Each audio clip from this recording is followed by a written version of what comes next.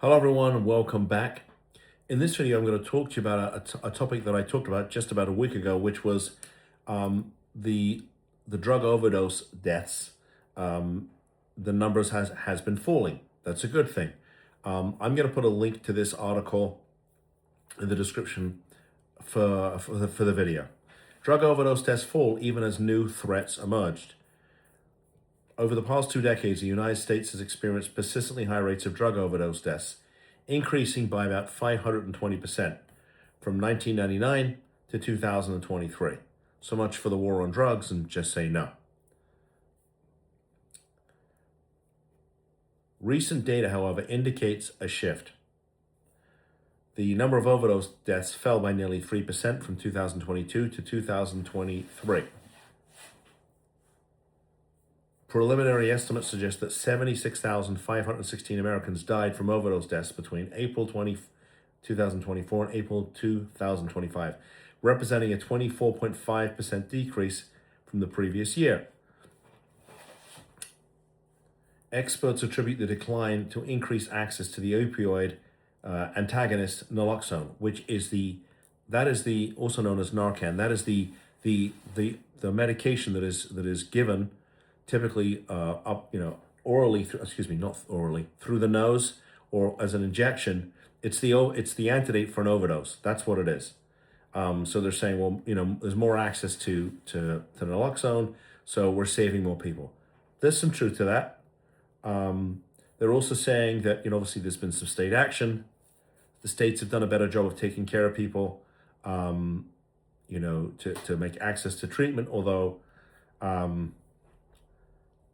if you saw my article on what's going on in Colorado, and one of the states that legalized marijuana, they don't have enough money to take care of all these people. They got, and I know what's going on here. These states got greedy, right? They said, oh, I know, let's legalize marijuana, we'll make a fortune. Yeah, now you don't have enough money to pay for all the people that are dealing with mental health issues because of the legalized marijuana. While fentanyl remains a major concern, other potent synthetic opioids continue to emerge as threats to the safety of American communities.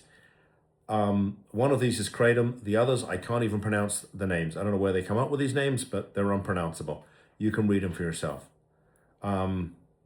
States are preparing for new and evolving drug threats using information from the National Drug Early Warning System.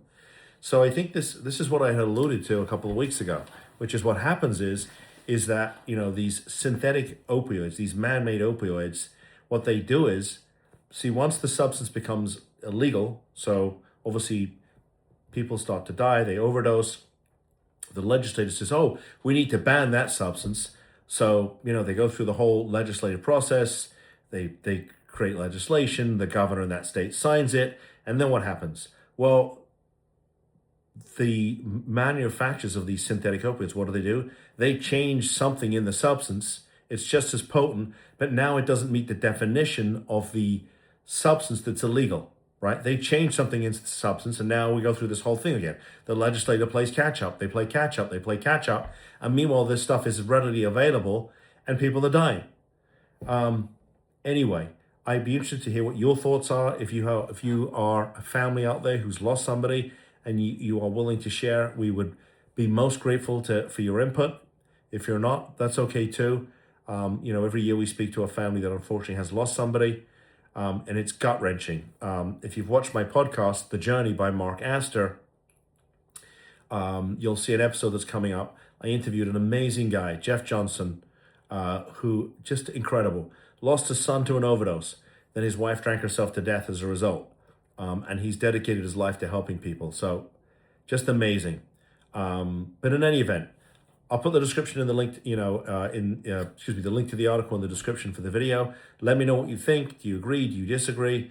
If there's an issue you're seeing in your family, let me know. I'll make you a video. Because if it's affecting your family, it's probably affecting somebody else's. And I want you to get the information that you need. If you like this content, please give me a thumbs up. And if you want more of this content that I make for you every day, so you get the information that you actually need and is relevant, as opposed to what you find on Google, and now apparently ChatGPT is a lawyer. The stuff on ChatGPT is, for the most part, garbage. It just makes the stuff up if it doesn't know the answer. So stop with that. If you want information, call my office. We'll talk to you for free. So anyway, I appreciate you tuning in. See you in the next video. Bye-bye.